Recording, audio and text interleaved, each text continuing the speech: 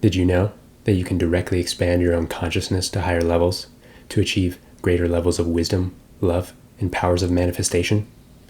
After many years on a path of expanding my own consciousness, I have learned that there is a simple framework with practical steps to raising your vibration and expanding your consciousness.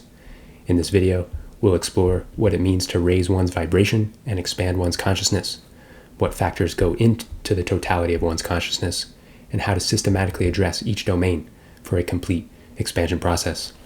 I'll also share some shortcuts to fast-track the process if one wishes to do so. So let's dive in. Let's start by asking, why would anyone want to expand their consciousness or raise their vibration in the first place?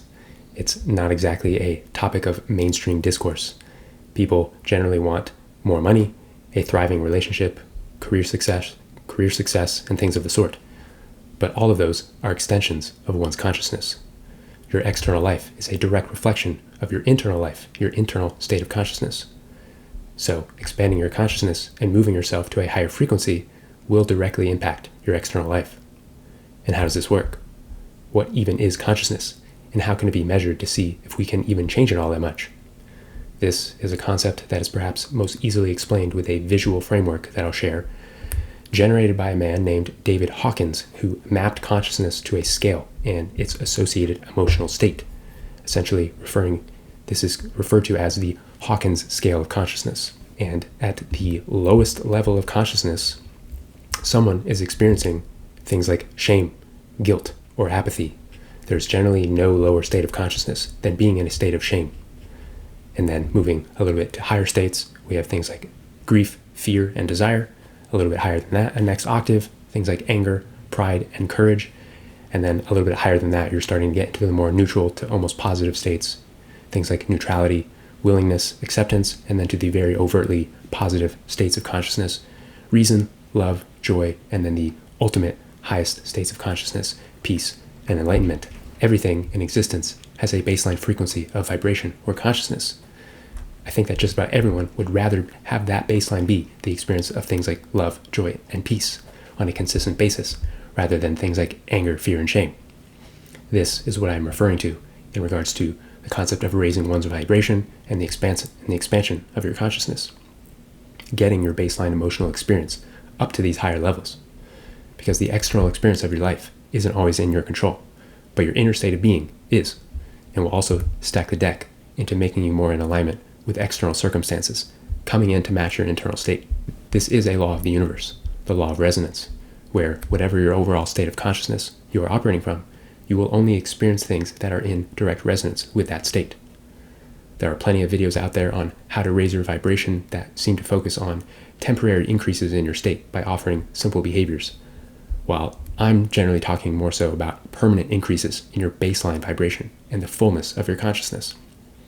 And if you notice and are aware of this concept, these thresholds also follow the primary chakras in our bodies, or the primary energy centers of our body to an extent. The lowest states of consciousness are associated generally with the root chakra, or just being in a state of pure survival. The middle states are generally closer in resonance with one's heart chakra, and then the highest states of things like peace and enlightenment are associated with the third eye and crown chakra. This is pointing at where is one's base level of operation in terms of their chakras. One can have moments of shifting into lower and higher states, but are you operating primarily from your survival energy center, or your heart, or your higher spiritual centers? Do you have lots of density in your energy field that is essentially weighing you down into lower states of consciousness?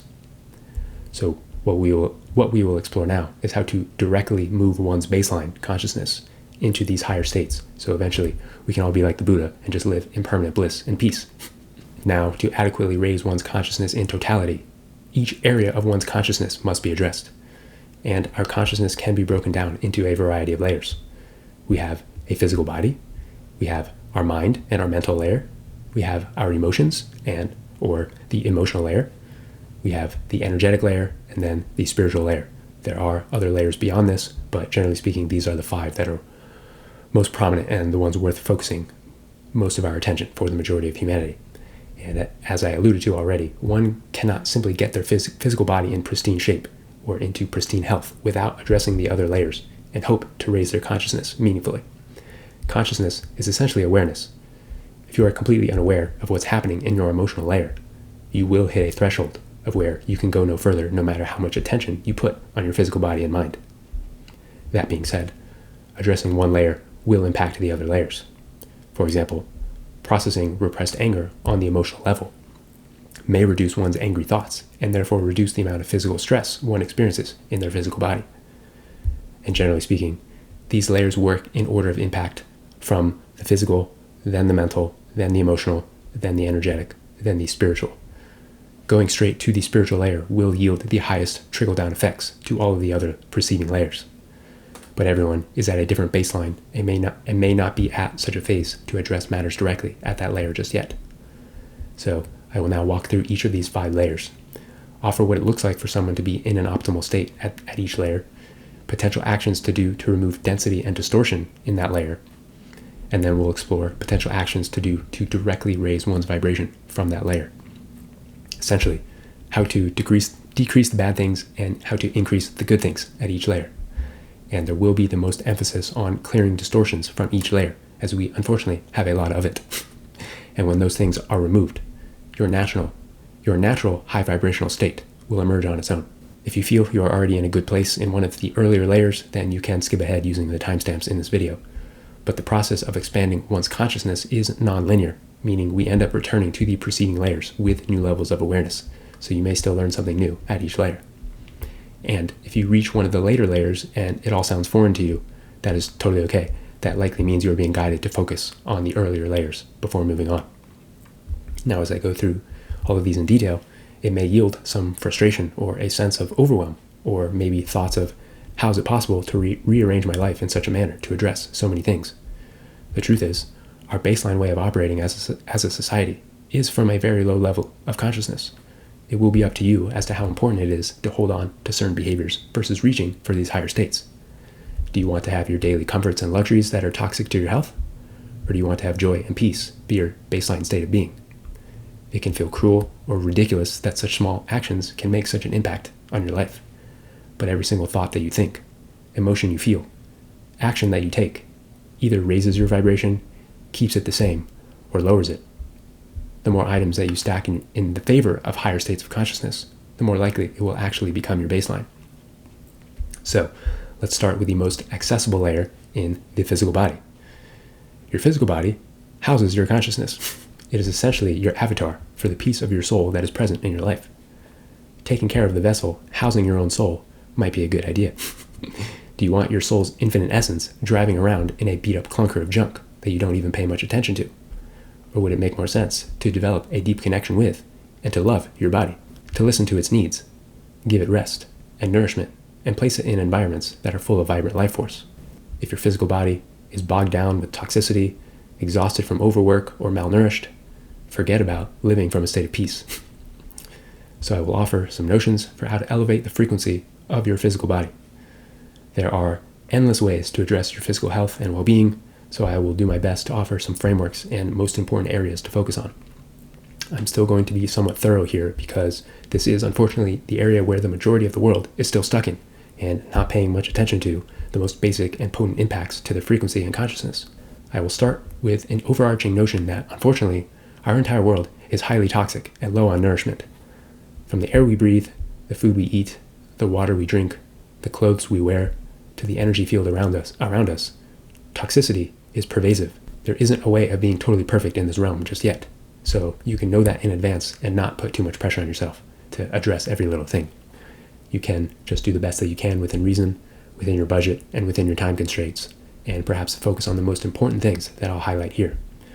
A good goal or way of navigating this is to think of what is the next healthiest step I can take in this area, rather than going for an optimal overhauling of your life right away.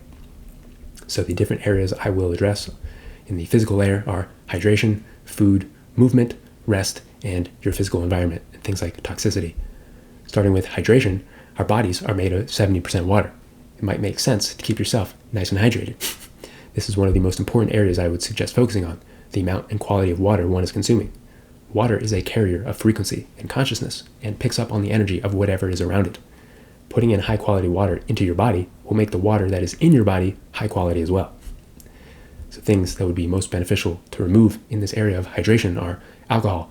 Alcohol lowers your vibration like almost nothing else.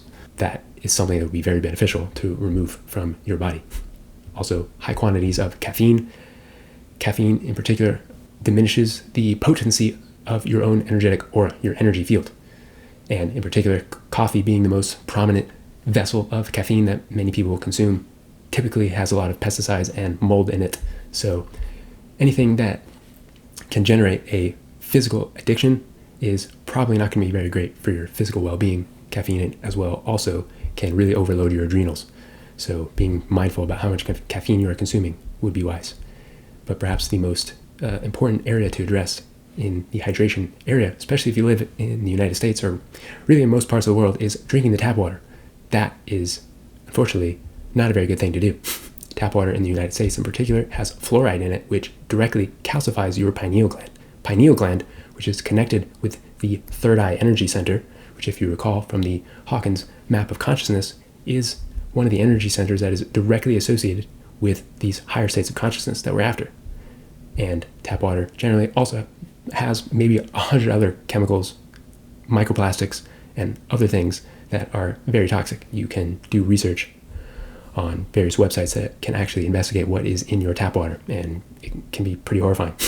So it would be very wise to invest in as high of quality drinking water as possible. Fridge filters and pitcher filters hardly filter out much, and even lots of bottled waters have been found to dilute their water with tap water with measurable amounts of fluoride still in them.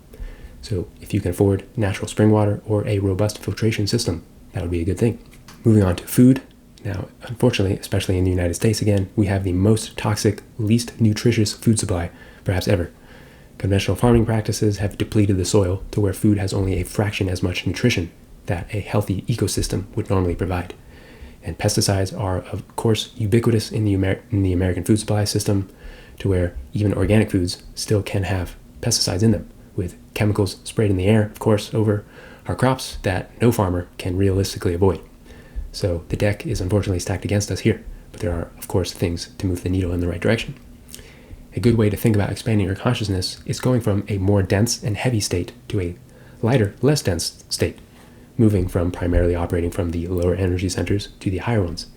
If your body is spending all this time digesting heavy foods and trying to filter out toxic chemicals from within, which is an activity that's based in your lower energy centers, then there isn't any energy remaining to rise up to a higher energy center where these higher states of consciousness are emanating from. So a simple framework to think about your food to assist in the raising of your vibration is to move up the ladder in terms of lightness and less heaviness in your diet. What are the heaviest, most dense foods? Animals. And what are the lightest, least dense foods? Plants, particularly fruit. You don't need to go full raw vegan right away, as that can be jarring to make massive changes of the sort. But it is a simple fact of vibration that moving in that direction will free up energy in your system for higher states of consciousness. So perhaps examining your diet and seeing where you can make one step further towards more nutritious, less toxic, less dense food. For example, if you eat a lot of heavy meats, maybe shifting to lighter meats, and so on. And generally speaking, the fewer ingredients the better in whatever you're consuming. Eating actual foods instead of processed packaged items with ingredients that you don't know what they are is going to be best. Limiting things like seed oils and chemical sweeteners would be supportive. Many people are also deficient in many nutrients. In the United States in particular, the most common nutrient deficiencies are magnesium, copper, and iodine. Also B vitamins for those who don't consume animal products. So being mindful of your mineral and micronutrient intake would be wise as well, as they are supportive as you integrate higher vibrations. It is possible, as we are going through purging lower frequencies, that our minerals get depleted from our own bodily systems. So keeping your minerals topped up is very supportive. Next category is movement, and this one can be fairly simple. Essentially, you just don't want to be completely sedentary and sitting in a chair all day every day, which unfortunately is what much of our society does. Regular movement enhances blood circulation so that your body stays in a good rhythm and isn't feeling so stiff. Your energy can flow more robustly if you have routine movement. There is no one perfect way of maintaining a healthy amount of movement, so this can adhere to your own enjoyment and intuition. Some people enjoy lifting weights, whereas some may notice that it is hard on their body and creates a lot of tension and stiffness. Even regular walking, simple stretching, or even yard work can be enough to keep one's body active. I'll say yoga is a major life hack in offering a multitude of benefits all in one. You get healthy movement, breath work, meditation, and sometimes even a detoxifying sweat if it is heated yoga, but of course is not required. Moving on into the category of rest, rest is vitally important, especially as we start expanding into higher states of consciousness. As your body begins to expose itself to higher states, your entire energy field is reorienting itself to a new pattern of being, which takes time for integration. And we integrate best when we are asleep and resting. You can't acclimate and integrate higher vibrations if you're always on the go, pushing past your body's signals, or in a constant state of stress. A simple notion to follow as best as one is able to is, if you're tired, rest. Make rest and self-care just as important as your outputs to maintain your well-being for the long term without burning out or overloading yourself with stress hormones. If you find yourself needing to sleep longer than usual for periods of time, or needing naps in the day, your body's probably needing that extra sleep for processing. Now moving on into the environmental factor, as I alluded to already, just about everything in our world is toxic, and that creates major drag on our bodily systems and directly lowers our vibration. Removing as much toxicity from your environment will be very supportive. For example, cleaning supplies often have harmful irritants and carcinogenic compounds. Food storage containers and water bottles have plastics that seep into your food and liquids get into your body. Cookware and cooking supplies often have lead and plastics that, again, seep into your food and liquids and are directly ingested. Grooming and beauty products often have harmful sulfates and heavy metals that go directly onto your skin. And from my understanding, anything that goes onto your skin ends up into your bloodstream in about 20 seconds. And anything in your bloodstream eventually makes its way up to your brain. Deodorant in particular often has heavy metals, and toothpaste often has fluoride, again, which will calcify your pineal gland, closing up that third eye center. Furniture often has toxic flame retardants that we breathe in. Our mattresses are often made from toxic polyurethane-based memory foams, which is basically paint. Our clothing and bed sheets are often made from polyester or nylon, fancy words for plastic that directly lowers our frequency. I recall a study that showed 100% of men were found to have microplastics in their genitals. 100%. This is possibly from polyester underwear and consuming microplastics in foods and drinks. So this can be a daunting task to consider reducing the toxicity in so many things, but they do all add up. On top of this is the overwhelming amount of toxic energetic frequencies we are bombarded with on a daily basis, specifically EMFs, electromagnetic frequencies, from things like Wi-Fi routers, cell towers, smart meters, LED light bulbs, electric vehicles, home appliances, even our mattresses, I have heard, can be some of the most robust emitters of EMFs. These all directly lower your vibration. To address these, it would be supportive to reduce as much plastic in your life as possible, to look for natural, chemical-free cleaning, grooming, and skincare products with as few ingredients as possible that you can actually pronounce, ideally that come directly from nature. Acquiring clothing, furniture, and bedding with organic materials, things like linen, wool, hemp, and organic cotton, are of a much higher frequency than the synthetic compounds that are used in these materials. Basically, any item from a major well-known brand is going to be toxic in some way, at least in the United States. There are physical items as well that can support with EMF protection, like certain crystals and other energetic tools. Some research online can yield a variety of potential items for support in that area. Also, things like heavy metal detox or consuming foods and supplements that support excretion of heavy metals from our system can be quite supportive, as metal is shown to be in just about everything we consume. And just about all seafood in particular has toxic levels of heavy metals in them, with lots of other foods having high amounts of heavy metals. And much of our kitchenware often has lead in it as well. Also, parasite cleanses can also be supportive, or again, foods that ward off parasites, as many people do carry parasites in their gut, in their intestinal tract, that tend to be attractive to the large quantities of heavy metals in our system. And one note on the medical industry as a whole: generally avoiding participating in the medical industry will be supportive. It is generally designed as a whole to make people sick, keep people in a loop of creating problems and offering another toxic solution to that problem, basically creating a perpetual cascading effect of forever problems. For example, it has been shown that mammograms that are widely recommended as a preventative screen for breast cancer actually cause breast cancer. This pattern appears everywhere. Dentists give you fluoride, which creates more problem, closes up your pineal gland again. Pharmaceuticals are generally toxic and often numb you and close off your higher energy centers, directly blocking access to these higher states of consciousness. There is a natural remedy for any type of ailment or to create robust immunity and well-being. Lastly, it is supportive to get adequate and routine levels of sun exposure without sunscreen or sunglasses on. Sunscreen blocks the body's ability to absorb sunlight and vitamin D, and sunglasses alter our hormonal production into thinking that it's nighttime, which throws off our sleep cycles and also prevents our bodies from secreting sunburn protective compounds because our bodies think it's nighttime. The sun is a transmitter of higher frequencies, so consciously taking time to receive it into your body is supportive. It is also supportive to regularly get physical connection with the earth, as that helps discharge energetic buildup, protects from EMFs, and acts like an electrical recharge mechanism. I could do an entire video on all the things one could possibly do to support their physical health and well-being for the purpose of raising your vibration, but I will leave it at that. Now, moving on to the mental layer. This can start on the surface with, essentially, what kind of thoughts are you having? What are your thinking patterns?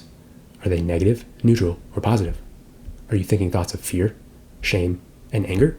Or having loving, joyful, and peaceful thoughts? As I alluded to earlier, one's thoughts are heavily influenced by one's emotions and higher layers.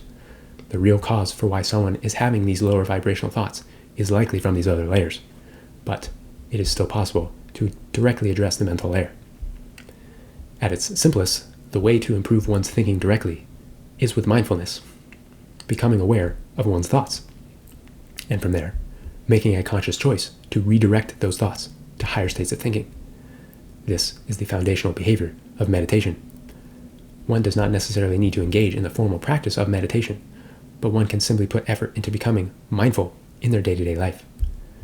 It is possible to be mindful in every moment of your life, to notice what you are experiencing at a given moment, detaching and gaining a higher perspective, simply observing what is happening without attaching meaning or a reason to it, and from there, choosing a thought that is of a higher state of consciousness. This ability can be directly trained through meditation practice, which would absolutely be supportive. Simple searches online can offer countless types of meditation geared towards whatever you may be trying to embody or train within yourself from the mental perspective. Things like basic mindfulness meditation are quite supportive for practicing becoming mindful in your life. Affirmations, repeating various phrases that are uplifting for you, can be also very supportive as a training device, but you eventually want to get to the point where these thoughts you may be affirming to yourself are completely natural and your embodied baseline. There is another major factor at play in regards to your mental state that has a major impact on you and your vibration, and that is everyone else in the world and the information that you take in. We are all connected through the collective consciousness of humanity, so whatever is moving through the collective will impact you in some way. But this is compounded if you are in a densely populated area with little space for thought forms to breathe. If you're in a large city, whatever the people around are predominantly thinking will seep into your own mental field. Your thoughts may, in fact, not be yours. On top of that is the infinite amount of information and media you have the capacity to consume. Nearly all media is designed to pull you from your center and to take your attention to feed an algorithm or to get you to pay money for something. Hardly any information we consume is there to genuinely support us. So being mindful about what information you consume would be very wise if you are hoping to keep a clean and clear mental layer. News will almost certainly encourage you to be in a state of fear and anxiety.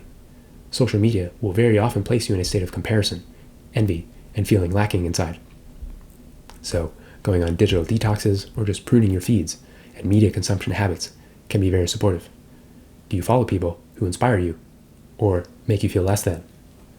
Do you consume media that is educational and expansive, or does it just give you empty dopamine hits? Finding people who you sense are at a frequency and level of consciousness that you'd like to be at could be great people to consume their content. And placing a priority on quiet time is also very beneficial. Our society feels it needs to be actively engaged in something every second of every day while we're awake. Sometimes meditation can even be used as something to do. But being bored and just having empty space without any directed aim is very healthy to allow for integration of what you are experiencing in your life and for things that may be repressed to come to the surface.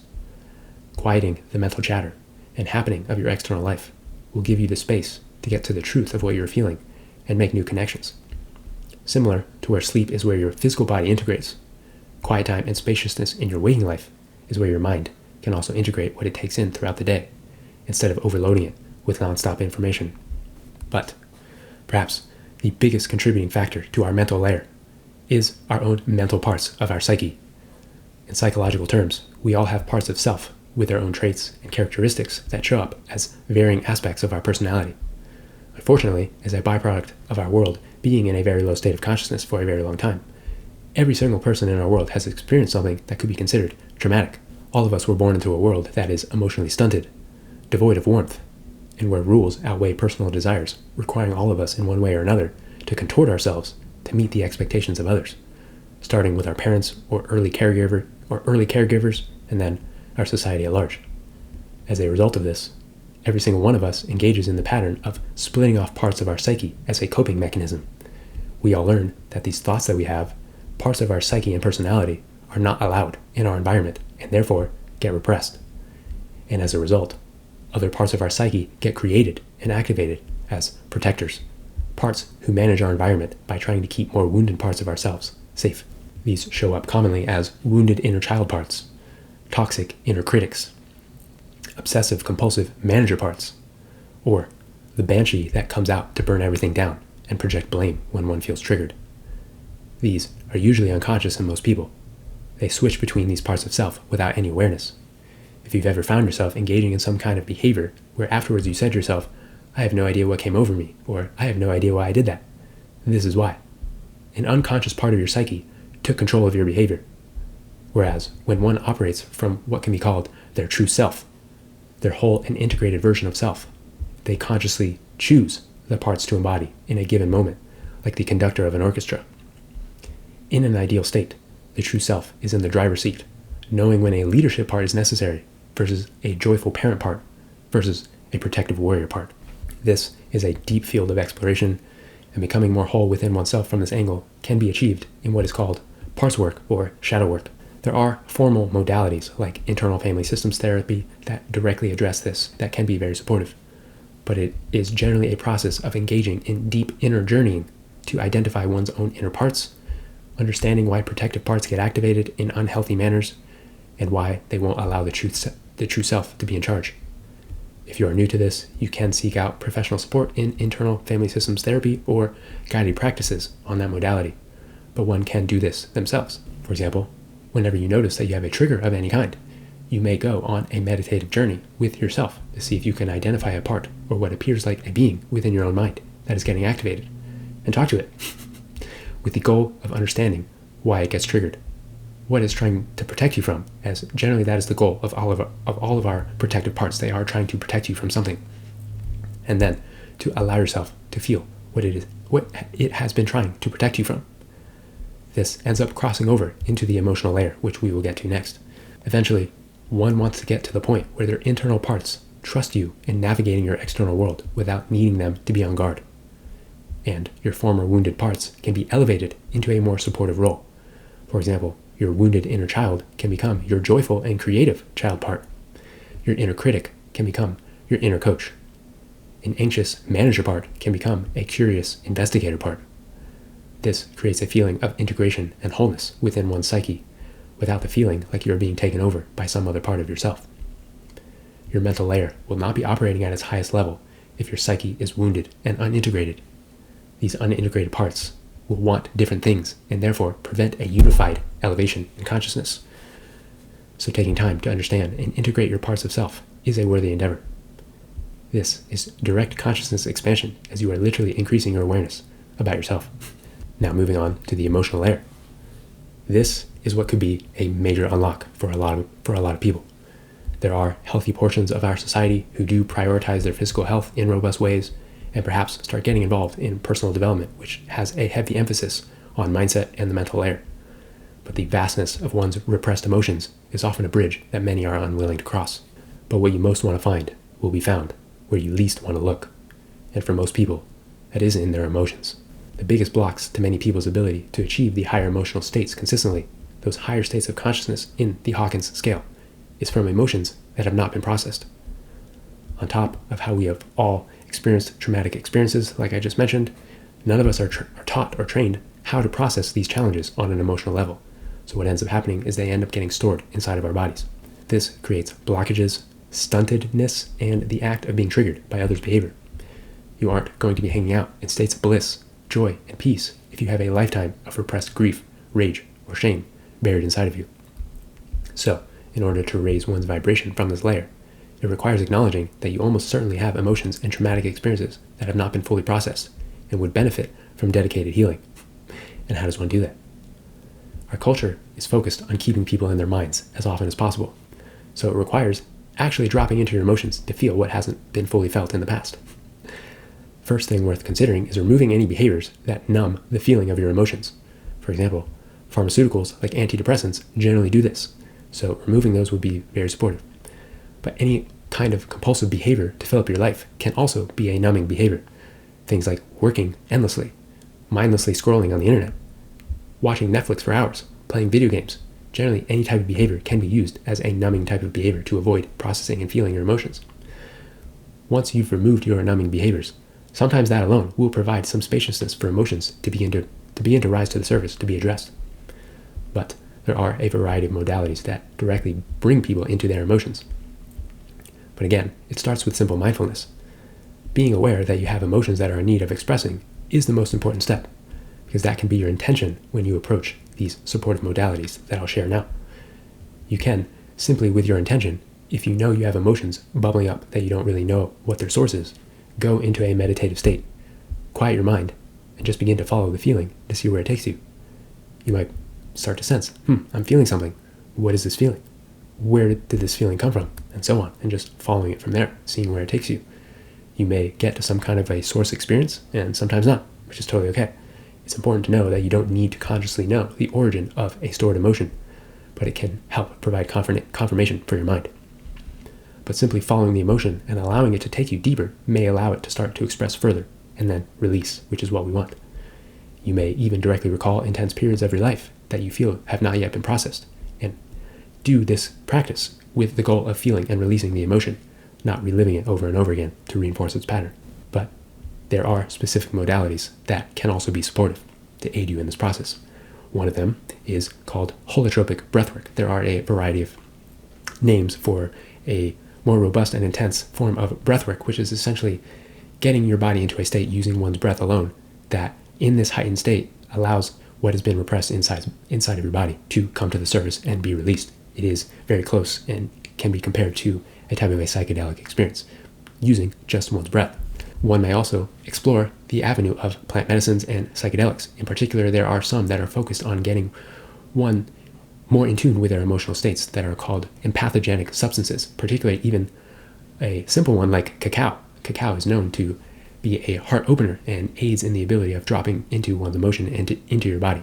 So that is a field of exploration. Of course, is an area that can carry quite a few risks, so it might be worth being prepared and knowing what you're getting into before exploring. Then there's also what could be called any type of intentional movement.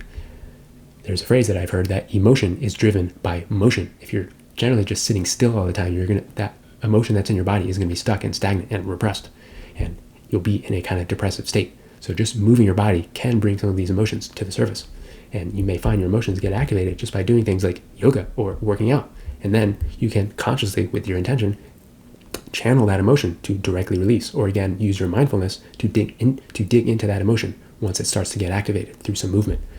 There's a modality called ecstatic dance that is also quite beneficial in this regard. It is a movement practice with the intention of getting out of one's head and into one's body, generally through a guided journey, through a musical journey. This is something that I actually DJ myself for, in creating guided journeys through music to guide people, to get people into their bodies and release some pent-up emotions or express whatever may be lying within in one's body and in their emotional states. One can even just intentionally watch a movie or listen to music that elicits a type of emotion that you feel is in need of expressing. Story is very powerful and moving for a lot of us, so even just watching someone go through something that feels viscerally real for someone else may activate that within you and allow it to move and process. And as I mentioned, this consciousness expansion process is nonlinear and will involve revisiting these layers and sometimes the same life experiences many times. But what will happen is you will then approach it again from a new level of awareness. So as that happens, continuing to allow yourself to continue to feel and process your emotions when they arise will help that process along. Now moving on into the energetic layer.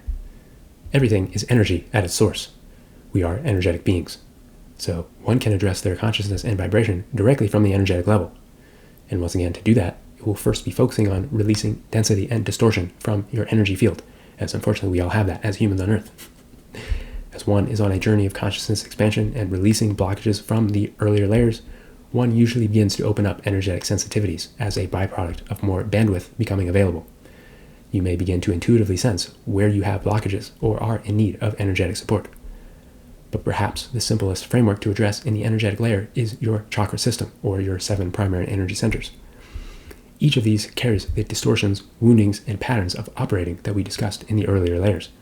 Patterns of shame, anger, and fear are housed in your root center and can be addressed directly on an energetic level. The heart center in particular is the gateway to the higher centers and is not open in a meaningful way for much of the world, unfortunately. So focusing on things like heart healing and heart opening practices will make your energy begin rising and directly increasing your vibration. Starting from the root first would be even better, as once you clear and heal from the bottommost layer, energy naturally begins to rise without much effort. So going systematically from the bottom and higher up will be a supportive way of operating. But when I mentioned the emotional layer could be a major unlock for most people in the emotional layer, this is really what I was referring to. The majority of people have experienced wounding that caused them to close their heart chakras as a coping mechanism. Healing and opening the heart chakra meaningfully will really create a self-perpetuating loop of higher and higher vibrational states, as your higher energy centers, which carry expanded awareness, wisdom, your higher mind, will start to get activated. Your vibration and consciousness is essentially capped until your heart chakra is open meaningfully. So how does one begin removing density from their energy field? Generally, these will require a level of skill and practice. So there are energy healers who specialize in removing energetic blockages from one's energy field and creating states of energetic harmony in your body. There are many various energetic modalities that one may seek support in or begin to learn for yourself. There are things such as acupuncture. Reiki is a very popular energetic modality. Pranic healing is another one. Chakra healing, directly going to your primary energy centers for support. Crystal healing, sound healing. This can be listening to what are called solfeggio frequencies, which are very harmonious sound frequencies, or even live events offer sound healing ceremonies. There are also many shamanic healing practices tied to various shamanic lineages. There's also there are various types of what can be called quantum healing or coherence healing. People who just remotely through the energy field can help create coherence through what can be called quantum healing. But even meditation can be used to intuitively sense and direct your own energy field without needing someone else's support. A lot of these can be used for healing and also for expansion purposes or general energetic maintenance.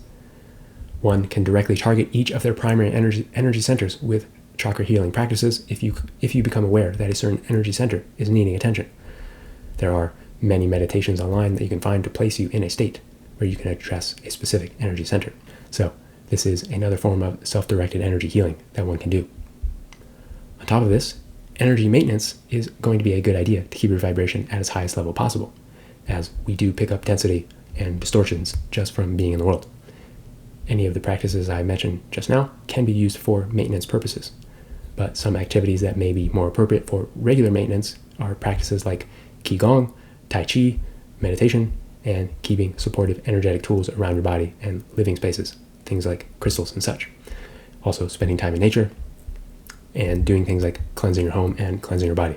There are various tools to support with body and home cleansing that you can research for yourself.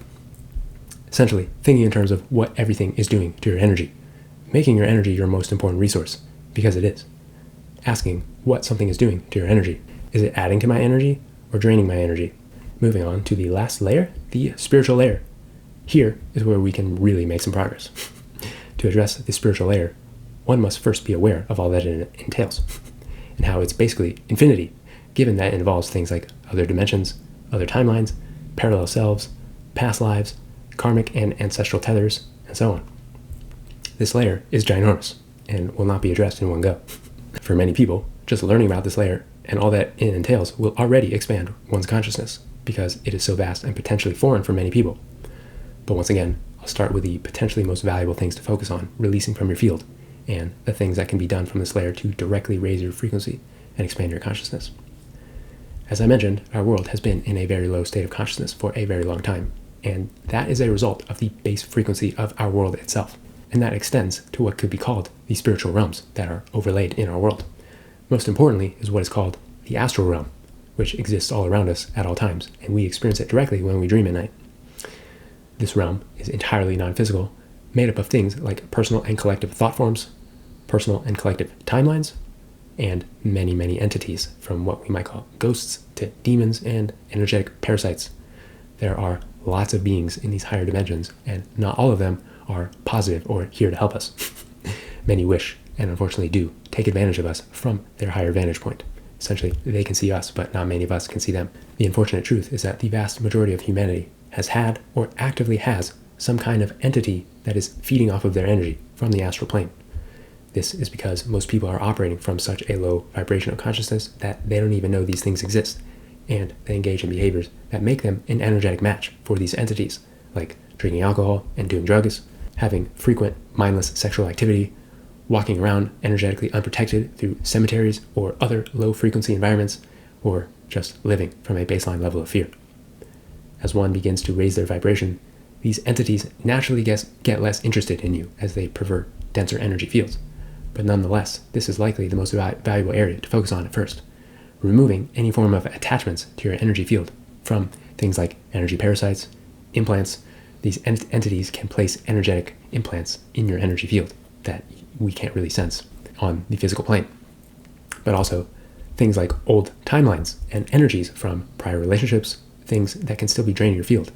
This is known as cord cutting. Cord cutting. We all have energetic cords that are attached to us and connected to other beings at all times, and some of them may not be necessary to be in our field any longer, and we may want to sever those cords. Essentially, full clearings from your energy field from this higher spiritual vantage point will be supportive. You're not going to reach the highest state of consciousness available to you if you have other entities or energies interfering in your consciousness.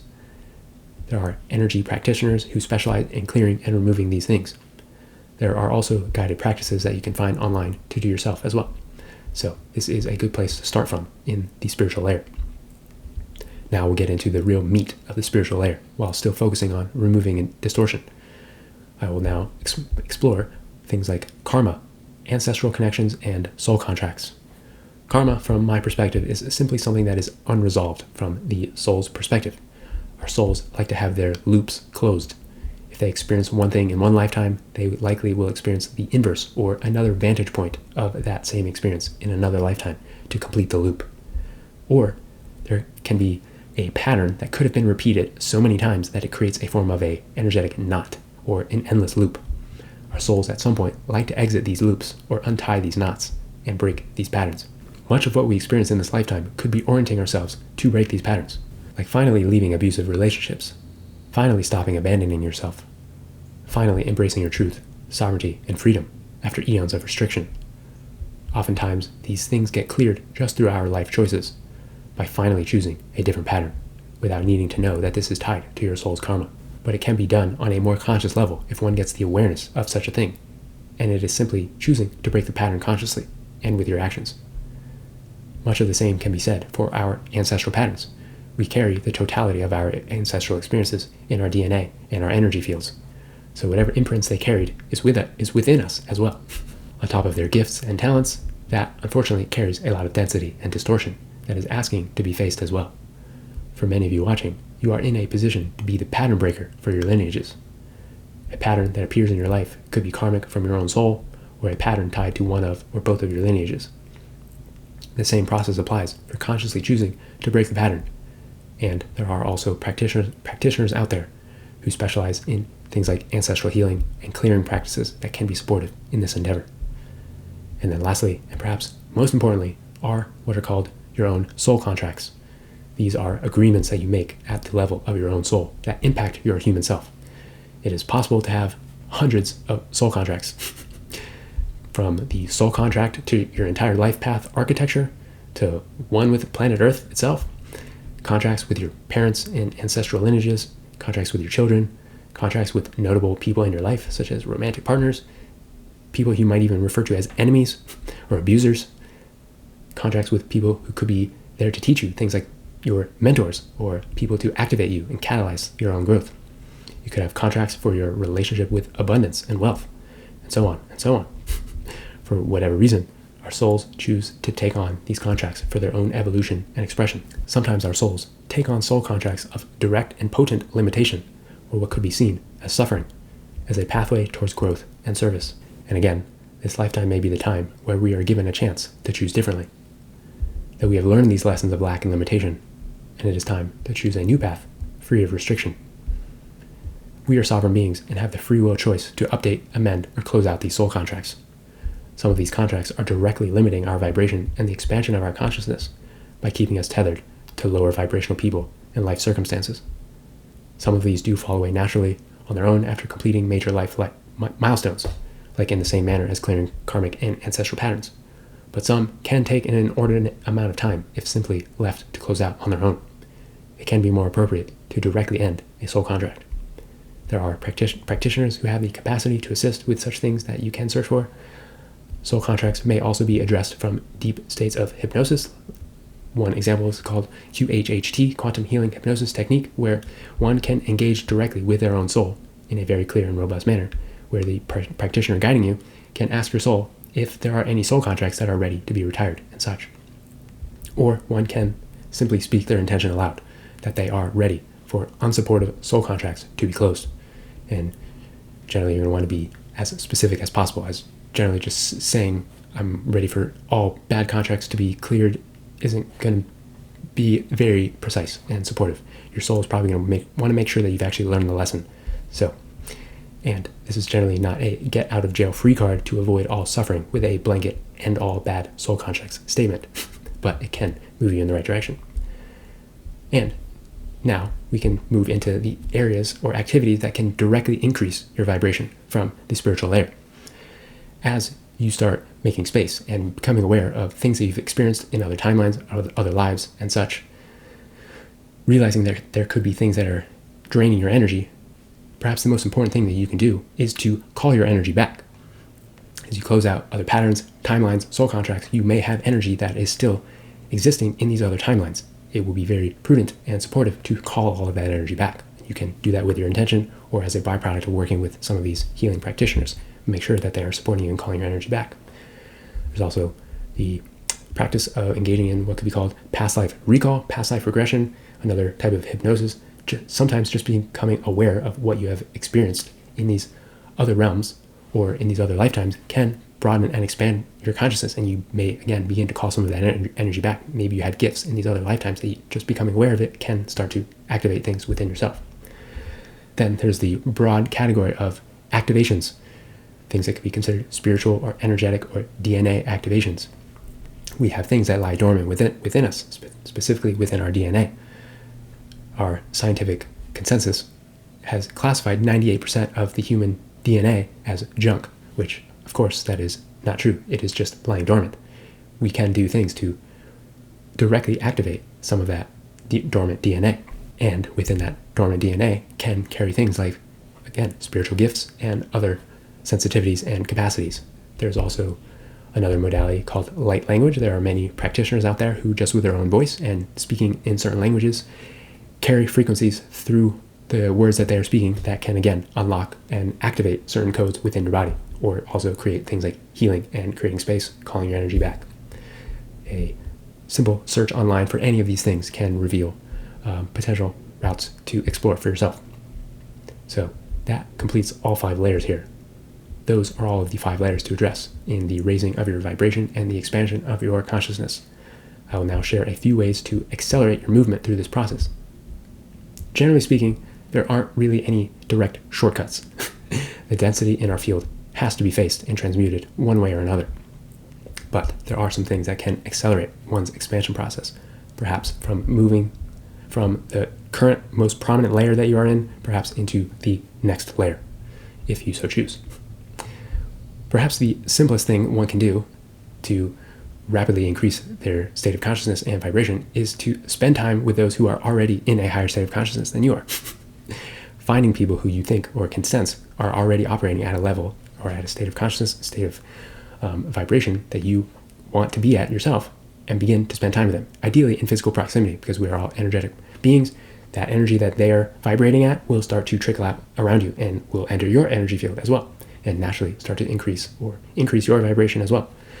As a thing to become aware of, though, generally speaking, those who are in higher vibrations can illuminate the shadows in other people who still are carrying a lot of distortion and density. So they can be triggering, because someone who is operating from this higher state, for example, they may be someone who's living very much alignment in their truth, that can highlight someone else's lack of truth, just as an example. And then the inverse will also be very supportive, distancing yourself from those who are in lower states of vibration. You want to be very careful on who you spend your time with, because they are directly feeding your energy field. The other one I alluded to earlier is plant medicines and psychedelics. For anyone who has experimented with these or is curious about them, they are a very potent and transformative avenue to explore. And it is very apparent that when one experiments and consumes these sacraments, that they do offer a very quick and rapid rise in consciousness and vibration, and exposing oneself to perhaps density in their field and repressed emotions, traumatic experiences that one may have had that are a lot more challenging to experience and become aware of in their waking consciousness. So this is a modality that can bring some very robust and rapid transformation. But I will say that it is not for the faint of heart, and does have many severe risks that one would want to be conscious of before going down this endeavor. So I did, in fact, create a thorough deep dive on this subject matter, where I do go into a lot of the risks and how to navigate the field of plant medicines and psychedelics as safely as possible. So I will link that here and in the description. And then lastly, if you feel ready, going directly to the spiritual layer will in fact be the fastest, most robust way to expand one's consciousness. Like I mentioned, doing things like hypnosis and past life regression, or getting in communion with your own soul, is basically like the cheat code. Like, tell me exactly where to look to remove a blockage, or tell me what needs to be activated right now, and do it. Essentially, asking your soul, spirit guides to clear and close things out, receive activations that you are ready for. But generally, this layer only typically opens up for when you've done enough preparation in the earlier layers. But this is, generally speaking, the root layer that trickles down to all of the other layers. All of this still does take generous amounts of integration. So even if one is clearing and expanding quicker than average, or then at a faster pace than one was doing in the past, there still is an upper limit on how fast one can expand, as it would just be too much to integrate all at once. So these are the broad ways to create permanent increases in your vibration and to expand your consciousness. And to continue to do so, if you wish to keep riding that trajectory upward, will be a process of repeating, moving through these layers from higher levels of awareness, revisiting each layer and asking again, how can I remove even more toxicity and density from my physical body? How can I care for and deepen my relationship with my body even further? How can I improve my thinking patterns and become even more mindful? How can I integrate my psyche even further? How can I process my emotional traumas at new depths? How can I release any other pent-up emotions?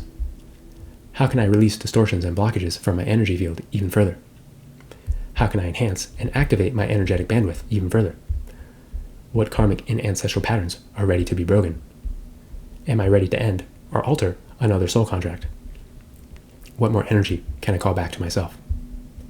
And at some point, it will be a self-perpetuating cycle of seeking of higher states of being. Because once you get a meaningful taste of these higher states, it becomes harder and harder to exist in the lower states of consciousness.